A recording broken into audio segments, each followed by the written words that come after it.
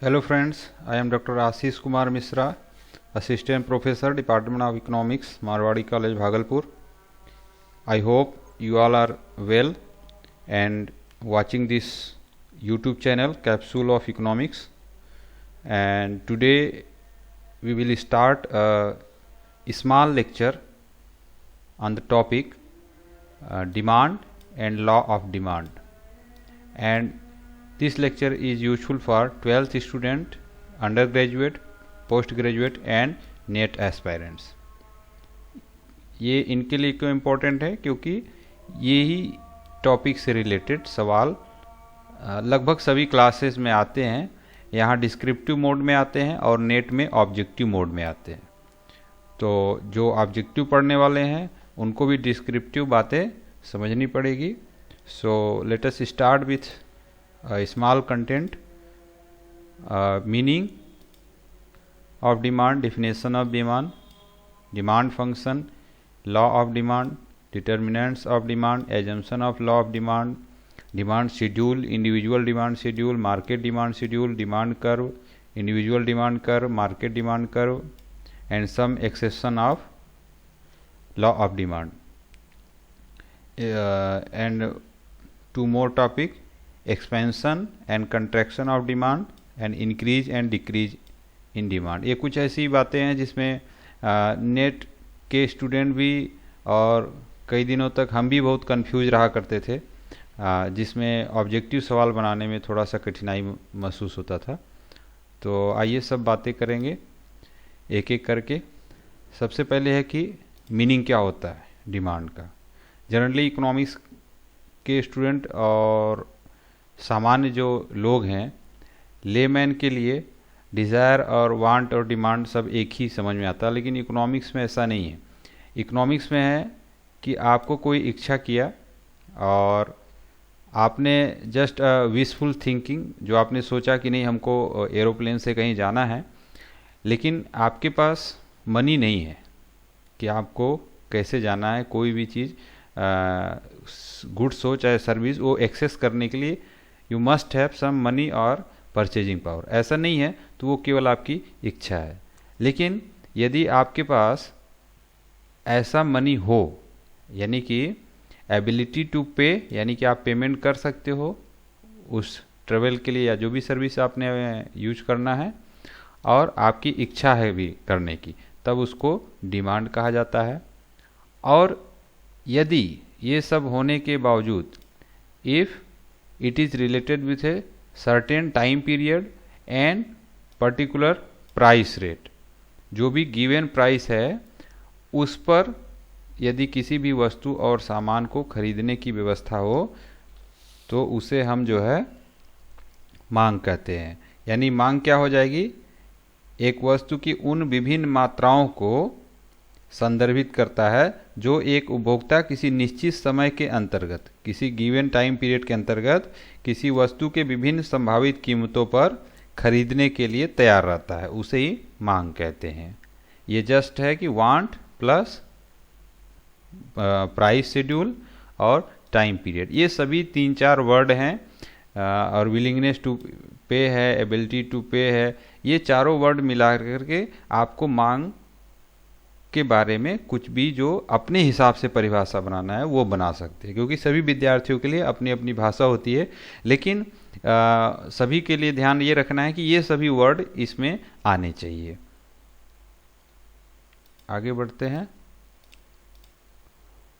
हाँ, meaning of demand क्या क्या, कौन कौन शब्द आने चाहिए? Willingness to purchase at various price during a certain time period, और वो खरीदने में सक्षम होना चाहिए। जैसे अभी धीरे धीरे लॉकडाउन के दौरान आप देखिएगा, मंदी आने के समय सबके पास पैसे रह नहीं जाएंगे कि वो खरीदारी कर सके।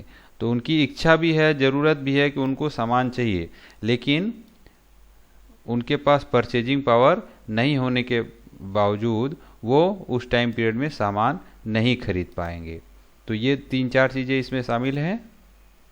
डिफिनेशन देख लेते हैं क्या क्या है इसका। Demand refers to a quantities of commodity that the consumer are able to buy at each possible price during a given time period, other thing being equal। यानी कि अन्य बातें समान रहने पर वो कोई भी व्यक्ति हो जो कि किसी वस्तु को विभिन्न कीमतों पर खरीद सकता है, यानी एबिलिटी टू पे उसकी है, केवल इच्छा नहीं है, केवल वांट नहीं है, बल्कि ये सभी चीज़ें इसमें शामिल हैं जिसकी वजह से वह मांग कर सकता है। आगे भी ये परिभाषा लिखा हुआ है, demand is the ability and willingness to buy specific quantities of a good that alternative prices in a given time period. Ceteris paribus, ceteris paribus का अर्थ यहाँ है कि अदर थिंग बीइंग इक्वल और कांस्टेंट। हाँ, मांग को कौन कौन चीज़ें निर्धारित करती हैं। कोई व्यक्ति मांग करेगा तो ज़रूरी है कि वो प्राइस देखता है, कमोडिटी की क्वालिटी देखता है और रिलेटेड गुड्स की प्राइस देखता है, उसके खुद का लेवल ऑफ इनकम कैसा है, उसके घर की पैसा की स्थिति क्या है, आर्थिक स्थिति क्या है, उस वस्तु का टेस्ट कैसा है, प्रेफरेंस उसका क्या है, वो क्या खरीदना चाहता है, और भी ढेर सारे फैक्टर, टाइमिंग कैसा है, प्लेस कैसा है, एक्सेस कैसा है, और तमाम तरीके के जो ये डिफरेंट फैक्टर से जो मांग को प्रभावित करता है और उसको एक तरीके से कहिए निर्धारित करता है कि कोई व्यक्ति मांग करेगा किसी वस्तु का या फिर नहीं करेगा। अब इसमें साथ में है एक cross demand.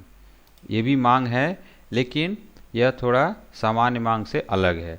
This demand shows the relation between price of related goods यानी कि सब्स्टिट्यूट और complementary goods and demand of a commodity. किसी भी वस्तु का जो मांग है वह किसी दूसरे वस्तु के कीमत पर यदि निर्भर करने लगे तो उसको हम क्रॉस डिमांड कहते हैं। जैसे demand of X is dependent on the price of R. R क्या है? रिलेटेड गुड्स है। आर में रिलेटेड गुड में मान लीजिए सब्स्टिट्यूट गुड आ सकते हैं, जैसे कि ये प्राइस हो गया किसका? कॉफ़ी का। कॉफ़ी का प्राइस हो गया और ये कॉफ़ी की डिमांड हो गई और ये प्राइस हो गया टी का। टी का प्राइस होने के बाद क्या हो जाएगा कि यदि इसकी कीमत बढ़ेगी तो वह व्यक्ति उसे नहीं खरीद करके बल्कि टी को खरीद लेगा, तो इसके डिमांड पर फर्क पड़ रहा है, तो उसको बोलते हैं क्रॉस डिमांड। ऐसे ही कम्प्लीमेंट्री गुड्स के भी कॉन्टेक्स्ट में होता है। इसके साथ ही क्रॉस डिमांड के साथ क्या होता है? इनकम डिमांड भी होता है। इनकम डिमांड क्या होता है? इनकम डिमांड होगा कि किसी वस्तु की मांग होगी या नहीं, ये डिपेंड करता है न कि वस्तु की कीमत पर बल्कि उसके खुद के इनकम पर, या व्यक्ति का इनकम है कि नहीं। इनकम रहेगा तो डिमांड होगी, नहीं रहेगा तो मुश्किल होता है डिमांड होना। और इसके साथ ही एक और डिमांड होगा प्राइस डिमांड, जो कि हम लोगों ने ऊपर पढ़ा भी कि जनरली डिमांड को प्राइस डिमांड के ही नाम से जानते हैं। और प्राइस जो डिमांड होगी वह यह बताती है कि किसी भी गुड्स का डिमांड होगी, ये डिपेंड करता है प्राइस पे, यानी कि उस वस्तु की कीमत पे। और ये जो दो अलग आपने पढ़ा, इनकम डिमांड और क्रॉस डिमांड, ये बता रहा है कि प्राइस खुद के प्राइस पे नहीं बल्कि इनकम और किसी दूसरे वस्तु की कीमत पर भी वस्तुओं की मांग निर्भर करती है। ये है डिमांड फंक्शन। डिमांड फंक्शन हमको क्या बताता है? Demand function explain the relationship between the demand for a commodity and the factors determining the demand. अब देखो कि डिमांड को कोई एक ही चीज़ नहीं डिसाइड करता है कि यदि आपने किसी वस्तु की मांग किया, मान लीजिए आपने फल का मांग किया, एप्पल का मांग किया एक्स का, तो यह केवल एप्पल के प्राइस पर निर्भर नहीं करेगा बल्कि और क्या चीज़ पे निर्भर करेगा? प्राइस ऑफ रिलेटेड गुड्स, कि बनाना कैसे है, ऑरेंज का क्या प्राइस है, या उसके से संबंधित जो भी अन्य वस्तु उसकी कीमत है। अगर उसकी वो सस्ता है तो व्यक्ति क्या करेगा? एप्पल नहीं खा करके बल्कि बनाना खा सकता है, वो ऑरेंज खा सकता है, तो उसको इस पे भी निर्भर करना है। खुद की उसकी इनकम कितना है, कंज्यूमर की इनकम क्या है, उस पर भी निर्भर करता है। उसका टेस्ट कैसा है, बहुत लोग को एप्पल अच्छा नहीं लगेगा तो बोलते नहीं हम बनाना ही खाते हैं, और या अन्य जो फ्रूट्स हैं उस पर डिपेंड हो सकते हैं। इसी तरीके से जो उसका एक्सपेक्टेशंस क्या हैं कि एप्पल से हमको सफिशिएंट क्वांटिटी में हमको जो एनर्जी है वो मिल जाएगा कि नहीं मिलेगा, ये भी बात होती है। तो इस तरीके से टाइम भी होता है, क्या टाइमिंग पे वो ख़रीदारी कर रहे हैं। कहीं एप्पल का उस समय प्रोडक्शन तो ज़्यादा नहीं हुआ है, प्रोडक्शन ज़्यादा होने पे उसकी कीमतें कम रहती हैं तो लोग अधिक भी खरीद सकते हैं। तो इस तरीके के जो डिफरेंट फैक्टर्स है उसको यदि हम एक फंक्शन के द्वारा यहाँ डिनोट कर दिए, यानी कि dx is a function of px pr y t e, तो उसको बोलते हैं डिमांड फंक्शन। कई बार ऑब्जेक्टिव सवाल में पूछा जाता है, लेकिन हम लोग भूल जाते हैं कि डिमांड फंक्शन में ढेर सारे ऐसे एस्पेक्ट हो सकते हैं जो किसी भी वस्तु के मांग को निर्धारित करते हैं। तो इसको याद रखना है। डिमांड फंक्शन क्या है कि it is A relationship between demand for a commodity and the factors determining the demand. अब आते हैं law of demand. Law of demand आपको क्या बताता है? बहुत ही सिंपल है, सब लोग जानते हैं, लेकिन जब एग्ज़ाम आता है तो उस समय हम लोग ध्यान नहीं रखते। क्या है? Law of demand states that people will buy more at lower prices and buy less at higher prices, ceteris paribus. क्यों? कि ये बताता है मुख्य रूप से there is a inverse relationship between price and demand. एक ही लाइन समझिए, इसमें कई चीज़ें दिया है, सैमुअल्सन की परिभाषा दी हुई है, मार्शल की परिभाषा दी हुई है, तो ये टेक्निकली वो उन्होंने कैसे बताया है, लेकिन जो इजी लैंग्वेज है वो है कि it shows the inverse relationship between price and demand.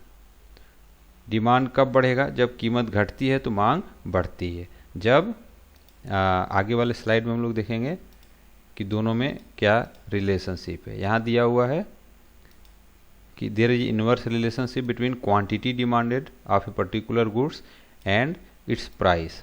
यदि कीमत बढ़े तो मांग आपका घट जाएगी, यदि कीमत घट जाए तो मांग आपकी बढ़ जाएगी। ये जो विपरीत संबंध होता है कीमत और मांग के बीच, इसको बोलते हैं लॉ ऑफ डिमांड।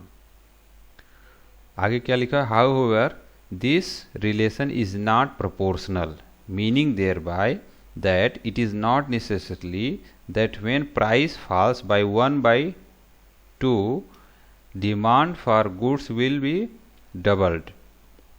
यानी कि यदि कीमत आधा हुआ तो ये जरूरी नहीं कि इसकी मांग जो है दोगुनी हो जाए, ऐसा नहीं होता है, ऐसा लॉ ऑफ डिमांड नहीं बताता हमको, लेकिन ये जरूर बताता है कि हाँ यदि इसका कीमत कुछ कम हुआ तो इसकी डिमांड किसी भी वस्तु की बढ़ेगी।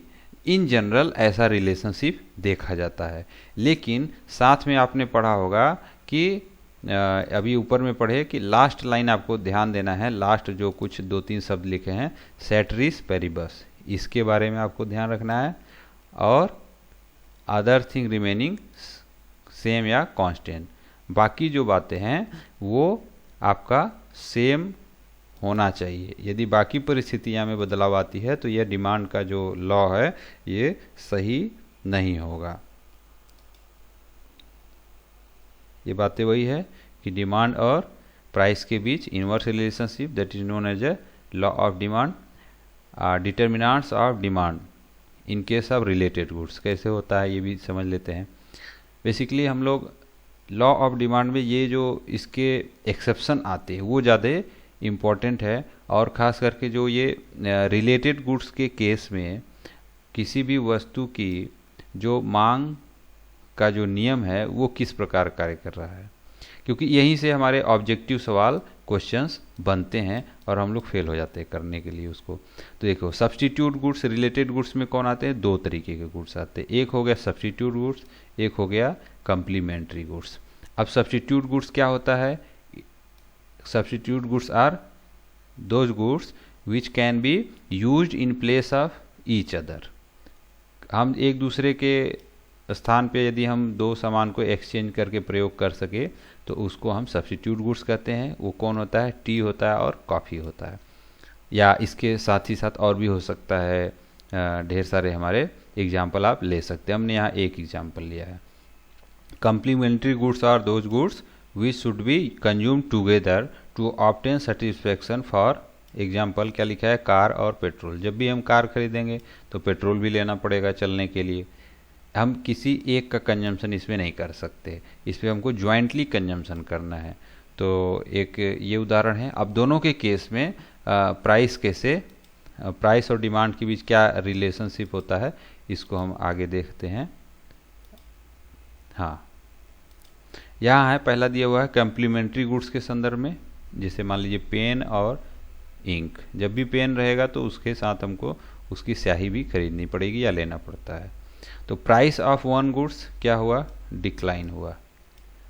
यदि पेन की कीमत घट जाए या कह लीजिए कि इंक की कीमत घट जाए तो demand of other goods increase करेगा।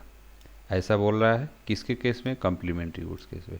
शायद इस एग्जांपल से आपको नहीं समझ में आया, लेकिन यदि हम पेट्रोल की और कार की बात करें तो पेट्रोल का कीमत यदि घट जाए, जैसे पेट्रोल अभी 70 रुपये लीटर है, अगर वो घट करके 5 रुपये लीटर हो जाए तो जो कार से चलने वाले लोग हैं उनके संख्या में काफ़ी बढ़ोतरी हो जाएगी और हम भी कार ले लेंगे कि हमको भी कार से आना जाना है, क्योंकि अब पेट्रोल की कीमत सस्ता हो गई। तो इसके बीच इन्वर्स रिलेशनशिप हो रहा है, यानी कि एक की कीमत घट रही तो दूसरे की मांग बढ़ रही है। यहाँ पर price of one good come हुआ तो डिमांड ऑफ अदर गुड ज़्यादा हो गया। इसी तरीके से यदि प्राइस ऑफ वन गुड ज़्यादा होगा तो दूसरे की मांग कम हो जाएगी, ये भी देखना है। और सब्स्टिट्यूट गुड्स के संदर्भ में क्या होता है? सब्स्टिट्यूट गुड्स में सपोज टी और कॉफ़ी का एग्जांपल इन्होंने लिया है, तो price of one good come होता है। सपोज कि टी की जो प्राइस है चाय की, उसकी कीमत कम होती है तो उसके साथ ही साथ डिमांड ऑफ अदर गुड्स, दूसरे वस्तुओं की जो मांग है वह भी कम हो जाएगी। क्यों? ऐसा क्यों होगा? क्योंकि जो लोग कॉफ़ी पीते हैं उनके चांसेस ये ज़्यादा बढ़ जाएंगे कि चाय की कीमत घट गई है तो हम कॉफ़ी न पी करके बल्कि चाय पीते हैं। तो ऐसा भी हो सकता है। इसके अपोजिट भी हो सकता है, यदि कॉफ़ी का कीमत घट जाए, लोग चाय जो पीते थे वो शिफ्ट हो सकते हैं इधर और कॉफ़ी का कंजम्पशन कर सकते हैं। तो ये दोनों महत्वपूर्ण संबंध है जो कीमत और कम्प्लीमेंट्री और सब्स्टिट्यूट गुड्स के बीच में हमको बता रहा है कि क्वांटिटी डिमांडेड और प्राइस के बीच क्या रिलेशनशिप होगा। Determinants of demand, level of income and house hold, average money income. अच्छा हाँ, यहाँ पर दिया हुआ है कि जो मांग का निर्धारण होता है उसके कुछ मुख्य जो इन्होंने फैक्टर लिया है, जैसे एवरेज मनी इनकम, यदि ये आपका बढ़ता है तो आपकी मांग भी बढ़ेगी। यानी अदर देन प्राइस, जैसे हम लोगों ने ऊपर कहा कि क्वांटिटी डिमांडेड क्यू डी मान लीजिए equal to function of price है, प्राइस ऑफ क्यू, क्यू वस्तु की मांग के लिए ये यदि रिलेशनशिप देखा जाए तो क्यू वस्तु की मांग केवल इसके प्राइस पे नहीं डिपेंड करता, इसके और भी डिटर्मिनेंट्स हैं। वो कौन कौन से हैं? एक तो जैसे मान लीजिए इसका इनकम है, इनकम बढ़ा तो मांग बढ़ेगी।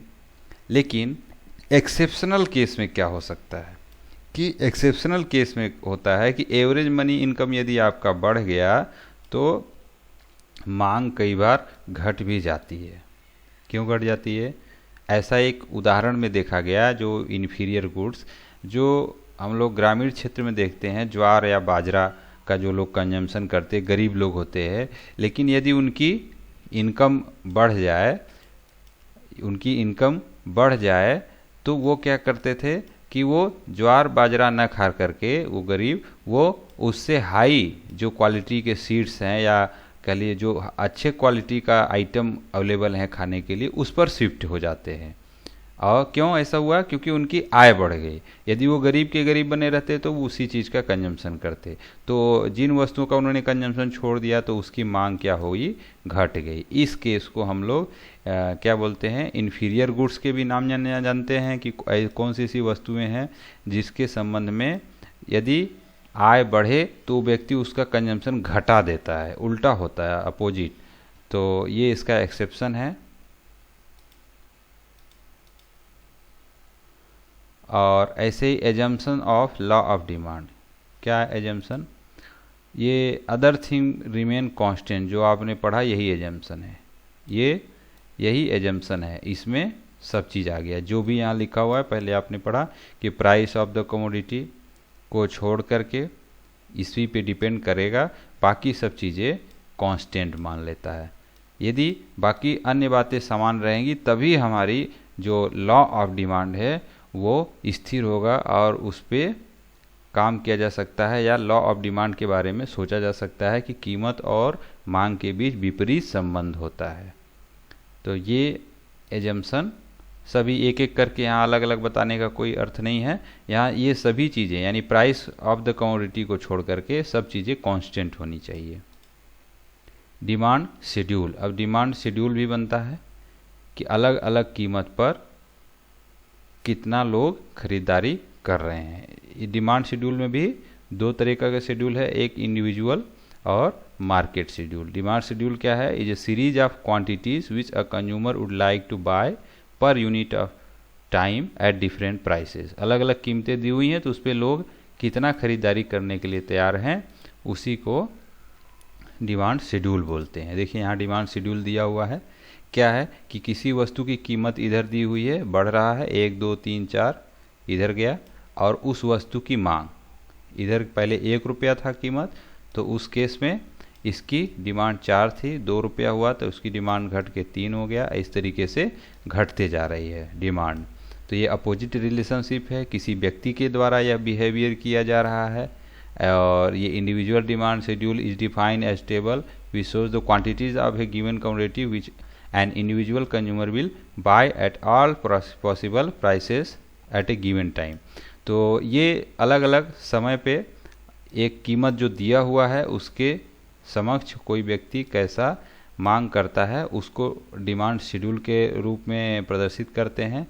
और इसको हम जो है साथ में ये भी पढ़ लें तब एक साथ ग्राफ पे प्लॉट कर देंगे कि मार्केट जो डिमांड शेड्यूल होता है वो कई व्यक्तियों के द्वारा जो बिहेवियर किया जाएगा, अलग अलग समय पर अलग अलग कीमतों पर जो मांग की जाएगी उसको सम कर देंगे, जोड़ देंगे। मान लीजिए कोई कंज्यूमर ए है, कोई कंज्यूमर बी है, तो वो डिमांड शेड्यूल को हम लोग जोड़ देंगे तो वो टोटल बाजार का मार्केट शेड्यूल निकल जाएगा। कैसे निकल जाएगा?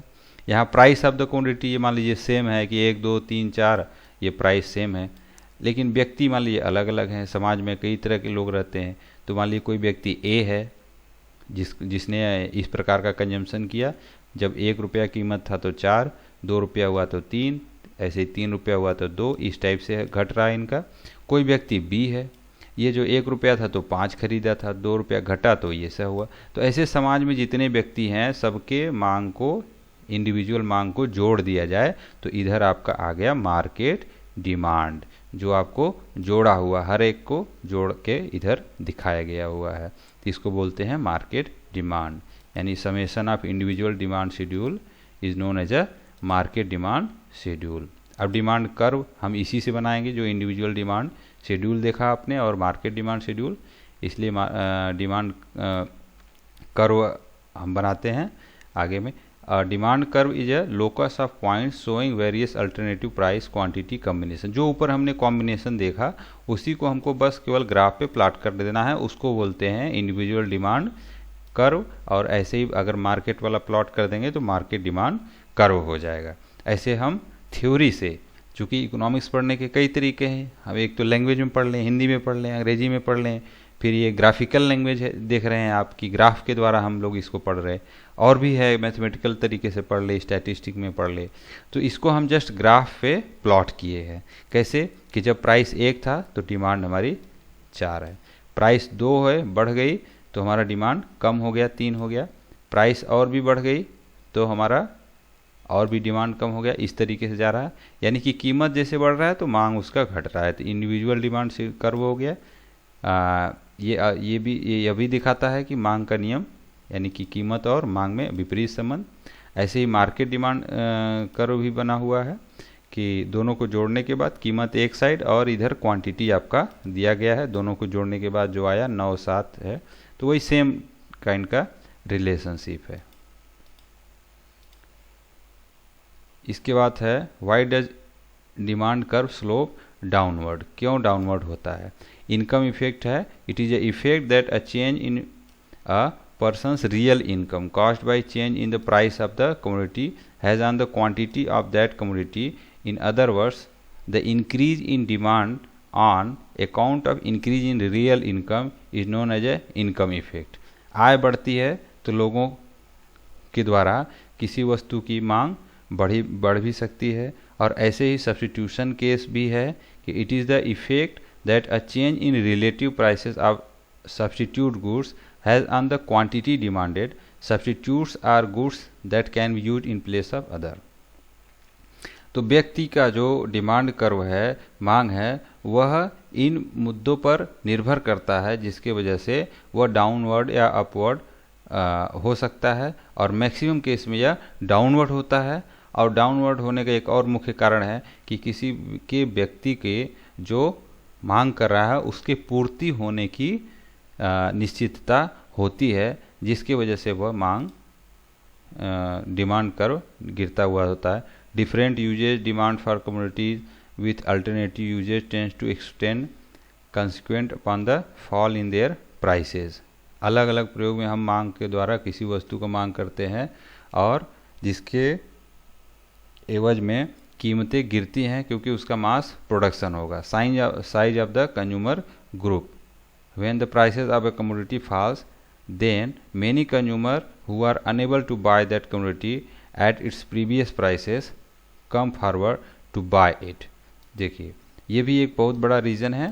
और जब भी कीमत किसी वस्तु का कम होता है तो चाहे वो गरीब आदमी हो, अमीर आदमी हो, सब लोग सोचते हैं कि हम इसका उपभोग करें। तो जैसे ही कीमत डाउन हुआ तो लोग अधिक उपभोग होने के कारण यानी कि डिमांड उसका बढ़ा देते हैं, यानी प्राइस जैसे ही कम हुआ तो डिमांड उसका बढ़ा देते हैं। इसीलिए इसमें इनवर्स रिलेशनशिप तुरंत आ जाता है और मांग का जो वक्र होगा वो दाहिनी तरफ गिरती हुई दिखाई देती है।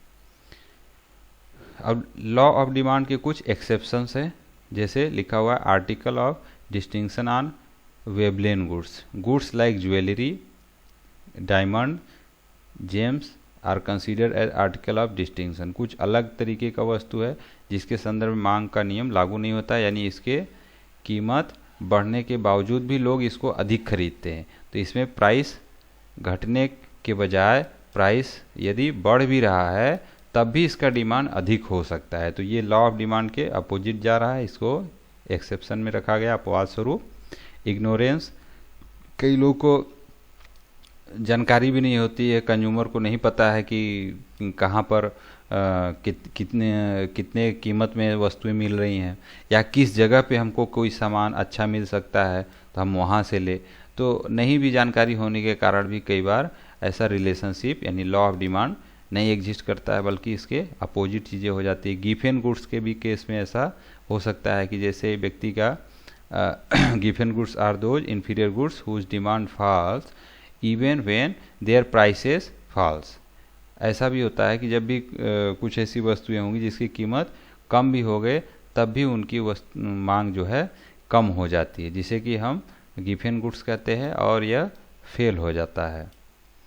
जो लॉ ऑफ डिमांड है वो फेल होता है। एक्सेप्शन ऑफ राइज और fall in price in future, ये भी है कि कई लोग एक्सपेक्ट करते हैं, जैसे अभी लॉकडाउन हुआ तो लॉकडाउन होने की वजह से हम लोग खुद ही गए 2 दिन, जैसे ही लॉकडाउन हुआ 25 को तो हम लोग गए आटा खरीदने के लिए और 2 से 3 दिन में करीब 5 केजी आटा ले आए। तो जो हमारे सामान्य दिनों में आटा अगर मान लीजिए 30 रुपीज़ किलो था तो उसके बाद हमको मिला 45 रुपीज़ में।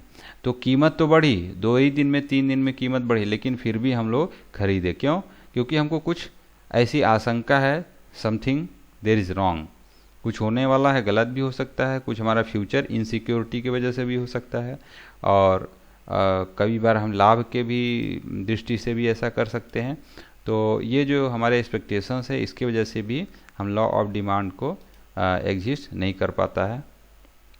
अब एक मुद्दा है expansion and contraction in demand, मांग में संकुचन और जो इसमें विस्तार होता है, ये इसके संबंध में है। तो एक्सपेंशन कब होगा? Price of a particular commodity कम होता है तो उसकी डिमांड बढ़ जाती है। डाउनवर्ड मूवमेंट, यानी कि जब भी किसी वस्तु की मांग में कीमत में कमी आती है तो व्यक्ति, जैसे सपोज यहाँ ए पॉइंट है और पहले प्राइस हमारा पी था, तो पी से जैसे ही कीमत कम हुआ तो मांग में वृद्धि हो गई, और कीमत कम हुआ और मांग वृद्धि हो गई, तो हमारा कोई भी जो उपभोक्ता होगा वो अपनी मांग को बढ़ाते चला गया और वह व्यक्ति उसी डिमांड कर्व पर है, तो इसको बोलते हैं एक्सपेंशन ऑफ डिमांड। लेकिन यदि ऐसा हो कि कोई व्यक्ति मांग अभी कीमत इतना है, इस यहाँ पर पी है, लेकिन उस वस्तु की कीमत बढ़ जाती है, प्राइस पी से P1 हो गया, तो उसकी मांग घट जाती है, यानी जो OX तक था मांग वो OX1 तक हो गया, तो इधर से हमारी जो मांग है वो उसमें कमी आई, तो इसको बोलते हैं कंट्रैक्शन, यानी मांग में संकुचन।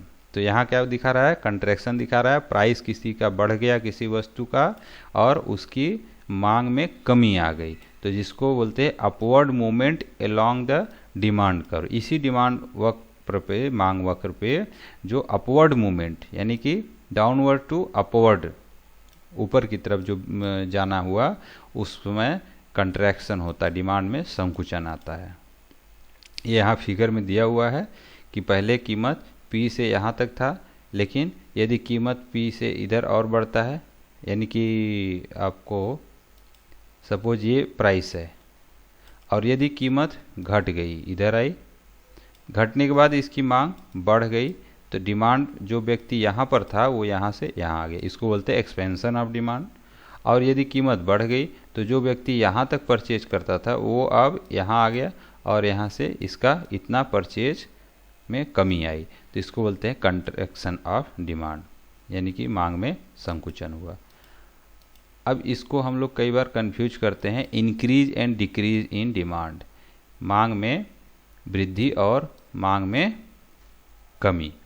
तो अब इसको कैसे समझेंगे कि मांग में कमी और वृद्धि कैसे होता है कि प्राइस ऑफ सेम जो कमोडिटी है वो स्थिर है, लेकिन due to change in other factors, जो अदर उसके कारण है, हमने क्या पढ़ा, प्राइस ऑफ एक्स जो है, सपोज कि एक्स आपकी एक कमोडिटी है, उसकी जो डिमांड है, एक्स की जो डिमांड है वो निर्भर कर रही किसके ऊपर, प्राइस ऑफ एक्स, और इसके अलावा इनकम वाई, इनकम के ऊपर निर्भर करती है मान लीजिए, और टेस्ट के ऊपर निर्भर करेगा, ऐसे फैशन के ऊपर निर्भर करेगा, ऐसे अलग अलग ढेर सारे कारक है। तो यदि डिमांड ऑफ एक्स के बारे में सोचा जाए तो यह केवल कीमत से यदि प्रभावित हो तो ये कभी भी कंट्रैक्शन या एक्सपेंशन ही होगा उस पर्टिकुलर वस्तु के मांग में। लेकिन यदि आय में वृद्धि हो जाती है या टेस्ट बदल जाता है या फैशन बदल जाता है, तो इन सब के, यानी कि other than the price of that particular commodity, any change in other factors, it will either increase demand और डिक्रीज डिमांड। ये समझना है हमको कि मांग, जो फंक्शन हमने मांग फलन पढ़ा, उसमें उस वस्तु की कीमत में परिवर्तन होने के कारण यदि मांग में कोई परिवर्तन होता है तो उसको हम एक्सपेंशन या कंट्रैक्शन ऑफ डिमांड के रूप में समझेंगे। लेकिन यदि इसके अलावा किसी भी उसके प्रभावित करने वाले कारक के बारे में कोई भी परिवर्तन आता है तो वो इंक्रीज या डिक्रीज वाले में आएगा। अब कैसे आएगा कि यदि आय की मात्रा बढ़ जाती है, सपोज यहाँ दिया हुआ है क्वांटिटी डिमांडेड, पहले कोई व्यक्ति इस डिमांड कर्व पे है, लेकिन यदि आय की मात्रा बढ़ती है तो ये जो व्यक्ति यहाँ तक खरीदारी करता था ये सीधा क्या करेगा, वो कम नहीं होगा बल्कि उसी प्राइस पे यहाँ तक खरीदारी कर सकता है। यहाँ मान लीजिए x हो गया, ये x1, तो x से x1 पे इतना वृद्धि हुआ तो ये डिमांड कर्व जो है उसी डिमांड कर्व पे न रह करके शिफ्ट कर गया अलग डिमांड कर्व पे। और ऐसे ही यदि सपोज कि हम पहले वो कोई व्यक्ति इतना कंजम्पशन करता था, कीमत में परिवर्तन नहीं आया, जो है जैसे है, तो ये आपको गलत बन गया। इसमें सपोज कि कोई व्यक्ति यहाँ तक कंजम्पशन करता था, ओ एक्स तक करता था, इस डिमांड कर्व पे था, लेकिन उसकी इनकम घट गई तो वो डिमांड को घटा करके यहाँ कर दिया। क्यों? क्योंकि प्राइस तो वही है, आय घट गया तो उतना कंजम्पशन कर नहीं पाएगा, तो वो इधर आ गया, तो वो शिफ्ट हो गया कहाँ, जो पुराना हायर डिमांड कर्व था उससे लोअर डिमांड कर्व पे। यानी इसको डिक्रीज इन डिमांड बोलते हैं, और यदि वृद्धि होती है मांग में तो इसको वृद्धि बोलते हैं। दोनों में क्या विशेष अंतर हो गया? अंतर ये हुआ कि जो हमारा कंट्रैक्शन या एक्सट्रैक्शन है, एक्सपेंशन है, तो वो एक ही डिमांड कर्व पे होता था, लेकिन यहाँ पर इंक्रीज या डिक्रीज जो भी होगा वो डिमांड कर्व के ऊपर ही दूसरे डिमांड कर्व पे शिफ्ट हो रहा है, या उसके नीचे दूसरे डिमांड कर्व पे शिफ्ट हो रहा है। तो ये मुख्य अंतर है। इसमें कुछ दिया हुआ है, extension in demand means rise in demand in response to fall in the price of the quantity, other thing being equal. वही जो पहले हमने चर्चा किया, increase in demand refers to the rise in the demand in response to change in the determinants of the demand. जो factor अन्य factor हैं उसके कारण होगा, ये तो बातें चर्चा होगी। It is expressed by the movement from a higher point to a lower point along the same demand curve. ये भी हमने चर्चा किया कि उसी मांग वक्र पर इसमें आएगा, जबकि इसमें हो जाएगा कि हमारा अलग मांग वक्र पे चला गया, जो दूसरे फैक्टर के कारण परिवर्तन हो रहा है। Contraction in demand means fall in demand in response to a rise in the price of a commodity, other thing being equal। बातें वही है। decrease in demand means fall in demand in response to change in the determinants demand other than the price। ये लगभग वही बातें हैं। ये higher से लोअर पे आएगा सेम डिमांड कर्व पे, यहाँ से यहाँ पे आ गया तो कंट्रैक्शन हो गया, या यहाँ से यहाँ पे चला गया तो यहाँ से यहाँ पे आया तो एक्सपेंशन, और लोअर से हायर की तरफ गया तो कंट्रैक्शन। और इसमें इंक्रीज या डिक्रीज वाले डिमांड में कि एक डिमांड कर्व से दूसरे डिमांड कर्व में राइट साइड शिफ्ट किया, यानी any demand curve which shifts right side then it is a increase in demand, and if any demand curve that shifts left side then it is a decrease in demand. ये basic अंतर है। तो ये कुछ बातें demand के बारे में थी। यहाँ से ऑब्जेक्टिव सवाल भी बनते हैं, और सामान्य रूप से मांग में मांग क्या होता है, मांग की लोच नहीं, मांग का नियम क्या होता है, और इसके साथ ही ये इंक्रीज और डिक्रीज इन डिमांड से रिलेटेड और संकुचन विस्तार से जो संबंधित बातें हैं, इस पे भी काफ़ी सवाल आता है। So thank you. ये स्मॉल वीडियो था, इसके बारे में आगे हम और जारी रखेंगे। और आप सभी को धन्यवाद जो हमारे नए सब्सक्राइबर्स हैं, सबको थैंक यू।